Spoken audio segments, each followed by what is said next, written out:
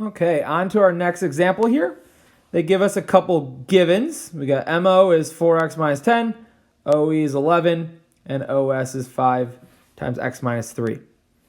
So again, we're going to try to solve for x here first. So if we think about, here's MO. That is 4x minus 10, and OE is 11. Well, if we think back to the example again, okay, this would be your x. This would be your 2x. So I can't set these equal to each other. Okay. But what I could do is if I double this 11, that means up here should be 22. So we're going to go 4x minus 10 equals 22. 4x equals 32. X equals 8. So remember, the smaller part, the part that goes from the midpoint to the centroid, is half the length of the vertex to the centroid. Now this is going to help us piece everything else together fairly quickly. So MO, we already found out was 22.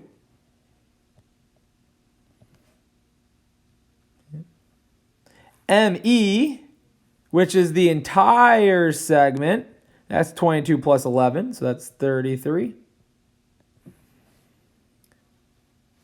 OS, well, how am I going to find OS? I'm going to plug x into it.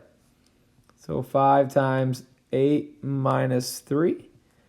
That's 5 times 5, which is 25. And then OP. So OS over here was this right here. That was 25. OP is the smaller part, again, going from the centroid to the midpoint.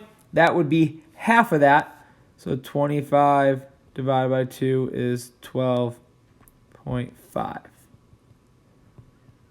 So again, biggest thing to take away from there is you have your median, and your median intersects there at the centroid with all three other medians. The distance from the vertex to the centroid is twice the distance from the centroid to that midpoint. So those are medians and centroids. Our last part of today's lesson is working with altitudes. And an altitude is a segment that starts at a vertex and is perpendicular to the opposite side. So we go from vertex to the opposite side, creating a perpendicular intersection there. Now, they might not always intersect inside the triangle.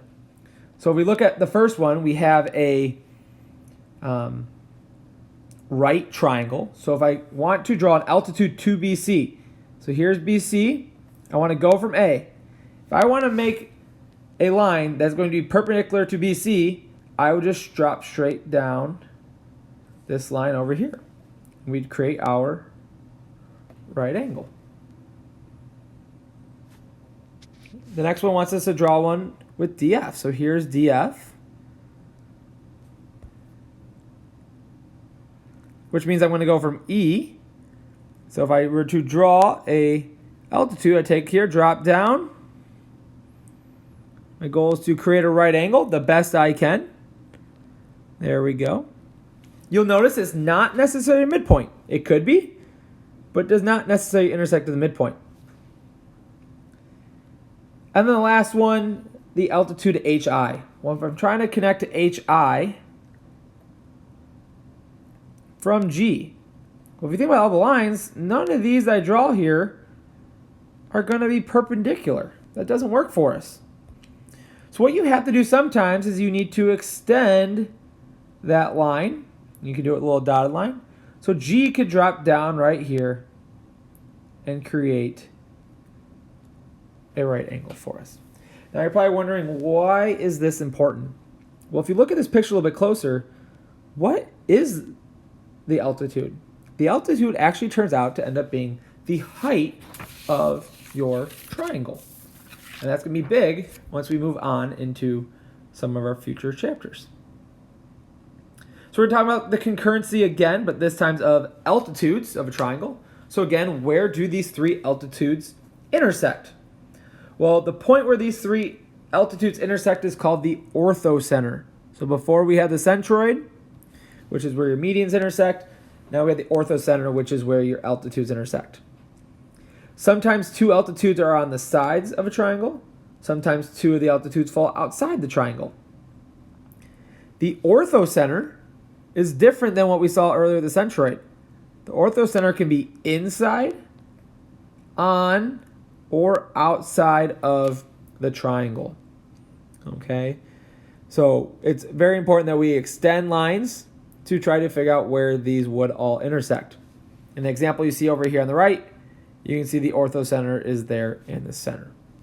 Okay, so we're going to draw and try to find the orthocenter for 3 triangles, and that will be today's lesson.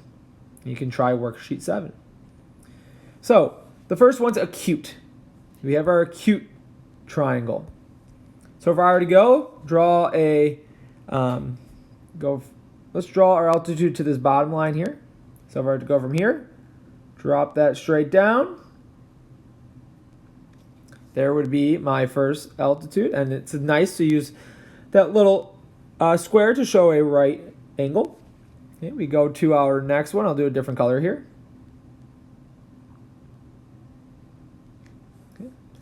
Okay, you're trying to do your best to figure out right where that would be made. And then we'll do our third and final one. Now, once you have 2 of them, you can probably guess where that third one's going to go. It's going to end up going through and intersecting to create our orthocenter right here in the middle. Okay. And so in this case, the orthocenter for acute triangles inside the triangle.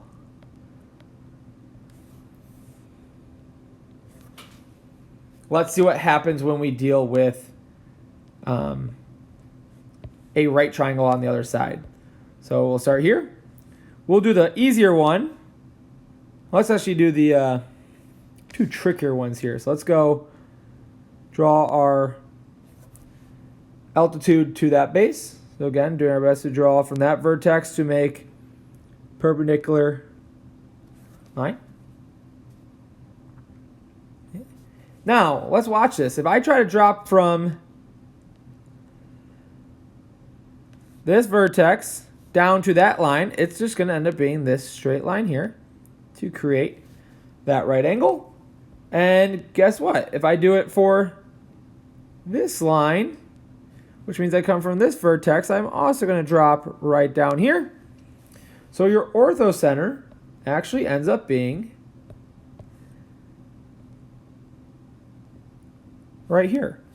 So when you have a right triangle, it ends up being on the triangle. And what I mean by that, it's on one of the sides. Last but not least, obtuse. Well, I got a hint. We've seen inside, we've seen on. What might we see in this last one? So when you deal with an obtuse, okay, an obtuse, what we're going to find out is that it's actually outside the triangle, which means we want to make sure that we extend our altitudes out longer because we need to actually see where they intersect. Okay. So let's first start with this side here. Well, you'll notice if I try to drop this down to any of these spots, it's not perpendicular. So what we're going to need to do, we're going to need to extend this side a little bit. And we'll see that we would have to drop our line over here to create that perpendicular bisector. If we go to this, trying for this side, again, you might notice, hey, if I drop this down towards that line, it's not going to hit it unless I go to the outside again. So we're going to drop this one down. And there you go. We notice we've created that there. And then our final one, which is probably maybe the more straightforward one. Now here, we want to extend that line. So we want to actually draw it all the way through.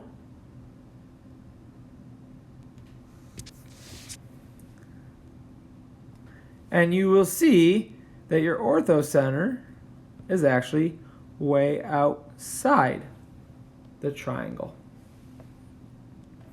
Okay, so I'm going to have you guys try your homework tonight. Hopefully this made some sense to you guys. I'll be back on Monday to help clean up some things and get us ready for a quiz on Tuesday. If you have any questions, again, please feel free to email me and I can help you guys out. Have a great weekend.